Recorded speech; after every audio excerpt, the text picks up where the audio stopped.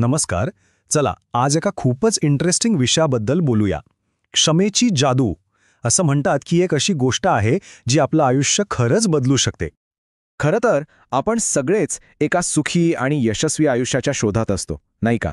पण अनेकदा वाटतं की हा मार्ग सापडतच नाहीये, जणू काहीतरी हरवलंय. पण असं म्हणतात की यासाठी एक मास्टर की आहे. हो, एक अशी गुरुकिल्ली जी खरंच समाधान मिळवून देऊ शकते. चला तर मग पाहूया ही खास गुरुकिल्ली नक्की आहे तरी काय आणि ती आपल्या आयुष्याला अधिक आनंदी कसं काय बनवू शकते.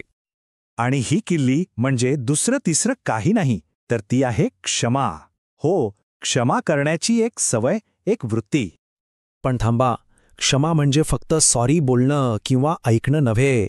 नाही, याचा अर्थ त्याहून खूप जास्त खोल आहे. हे बघा, क्षमा ही केवळ एक कृती नाहीये, ती एक वृत्ती आहे, एक सराव आहे जो संवेदनशीलता, करुणा आणि सगळ्यात महत्त्वाचं म्हणजे स्वतःवरच्या प्रेमाशी जोडलेला आहे. म्हणूनच म्हणतात की ही केवळ जिभेची नाही तर हृदयाची गोष्ट आहे. म्हणजे काय, तर खरी क्षमा ही शब्दांपुरती मर्यादित नसते, ती थेट मनातून यायला हवी. आणि गंमत म्हणजे जे लोक स्वतःवर प्रेम करतात ना, त्यांना इतरांना क्षमा करणं किंवा माफी मागणं खूप सोपं जातं. याचाच अर्थ सगळा पाया हा आत्मप्रेमाचा आहे.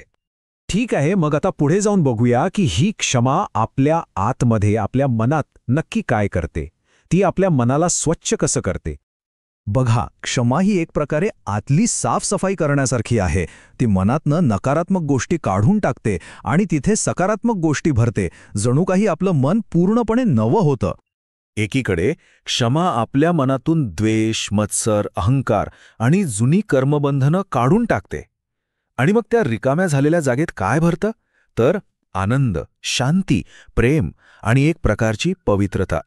आणि हा जो बदल आहे ना, तो फक्त आपल्या आतमध्येच राहत नाही, त्याचे परिणाम आपल्या बाहेरील जीवनावर, आपल्या आरोग्यावर आणि यशावर सुद्धा दिसतात.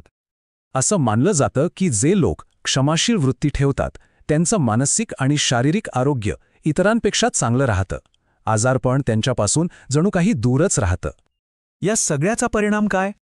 तर एक असं आयुष्य जे समस्यांपासून मुक्त आहे, ज्यात आनंद आहे, समृद्धी आहे, आरोग्य आहे, यश आहे आणि एक प्रकारची प्रसन्नता आहे.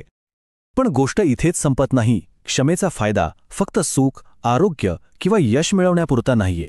ही गुरुकिल्ली आपल्याला एका खूप मोठ्या, एका उच्च ध्येयाकडे घेऊन जाते. या क्षमेच्या मार्गाला अधिक चांगल्या प्रकारे समजून घ्यायचं असेल तर काही महत्त्वाचे प्रश्न समोर येतात. जसं की हा सराव कोणी करायला हवा, तो का करायचा आणि सगळ्यात महत्त्वाचा, तो कसा करायचा. आणि इथेच क्षमेची खरी जादू, खरी ताकद दिसून येते. ती आपल्याला या जगात यशस्वी तर बनवतेच, पण त्याचबरोबर आपल्याला ज्ञानाच्या म्हणजे एका आध्यात्मिक मार्गावरही पुढे घेऊन जाते. दोन्ही गोष्टी एकाच वेळी साधता येतात.